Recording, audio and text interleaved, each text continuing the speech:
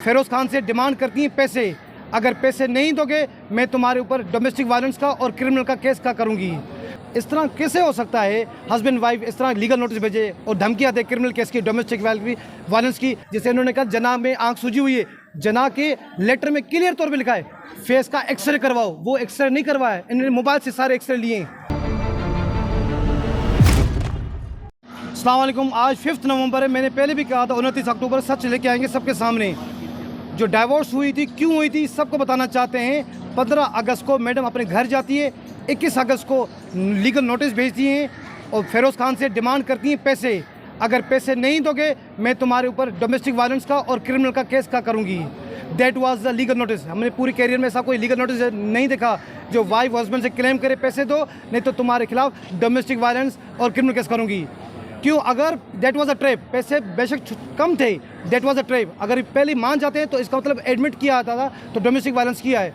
तो ये फैसला, तलाक का फैसला बड़ी मुश्किल से ये फेरोज साहब ने दिया था। बिकॉज इस तरह कैसे हो सकता है हस्बैंड वाइफ इस तरह लीगल नोटिस भेजे और धमकियां दे क्रिमिनल केस की, डोमेस्टिक वायलेंस की। हमने हर चीज़ कोर्ट को खोल के पढ़ाई है और सारी साफी इस चीज़ के गवाह हैं। तो कहने का मतलब है अभी दैट वाज द ईगो।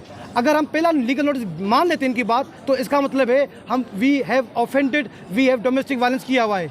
तो दैट इज़ वाई हम उसका पैसे दिए और इनको डाइवोर्स दिए। तो दैट इज़ द रीज़न 21 सितंबर को इनका पोस्ट आता है डोमेस्टिक वायलेंस का 4 साल वाला। तो उसके रोकने के लिए गार्जियन वार्ड में हमने एप्लीकेशन लगाई ताकि इनको रोका जाए, केस की मेरिट को ख़त्म नहीं करे। अगर इनको कोई एलिगेशन से अब प्रॉपर फार्म में जाएँ, उधर नहीं गए, इसी गार्जियन वार्ड के केस में, कस्टडी वाले केस में इन्होंने डॉक्यूमेंट्स जमा करवा दिए। एडमिनिस्ट्रेशन ऑफ जस्टिस क्या होता है वो बताता हूँ। कोई भी डॉक्यूमेंट जमा होता है स्टेटमेंट के साथ होता है और बताया जाता है कोर्ट से, परमिशन ली जाती है ये मैं ये डॉक्यूमेंट जमा करवा रहा हूँ। इन्होंने कोई परमिशन नहीं ली, इन्होंने स्टेटमेंट नहीं ली, इन्होंने ऐसे जमा करवा दिए। कोर्ट का प्लेटफॉर्म मिसयूज़ हुआ है, उसी प्लेटफॉर्म का मिसयूज़ हुआ है। जैसे विकीलीक्स यूज़ हुआ था ऐसे सोशल लीक्स हुए थे हमारे साथ, तो डैमेज हुआ था, नुकसान हुआ था।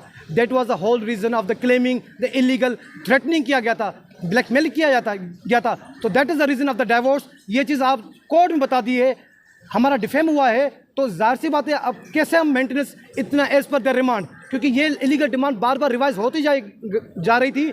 और अब ये कहेंगे इसका फॉरेंसिक दो, इसका भाई वकील का माइंड ही फॉरेंसिक होता है, 2-3 सवाल करके पता चल जाएगा।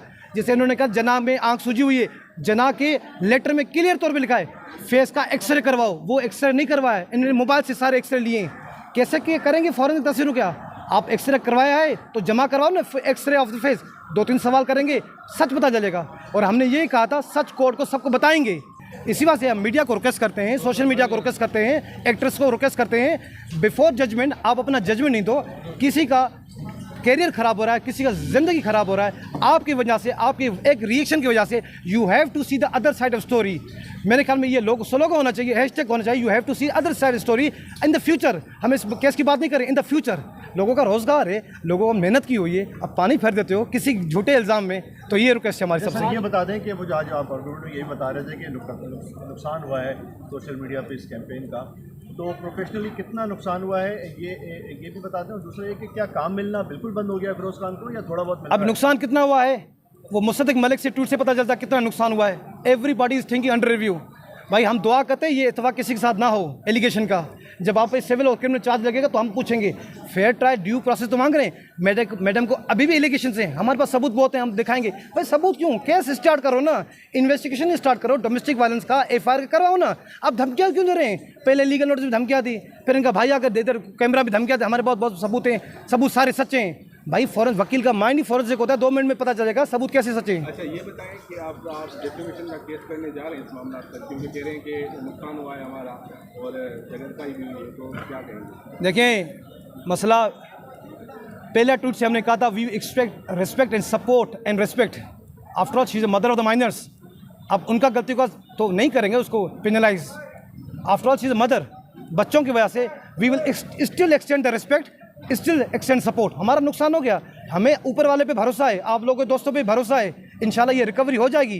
इंसान का ये भी खुदा की तरफ से एक आजमाइश होती है। फिरोज खान की मुलाकात हो रही है बच्चों से, कोर्ट की डायरेक्शन क्या? 2 बजे तक मुलाकात होती रहेगी बच्चों की। और जो मजीद जो मेंटेनेंस का किया था तो हमने सारा सच, मैडम का जितना ईगो था सारा बता दिया। उसके बेसिस पे आप लायबिलिटी डिटरमाइन करें।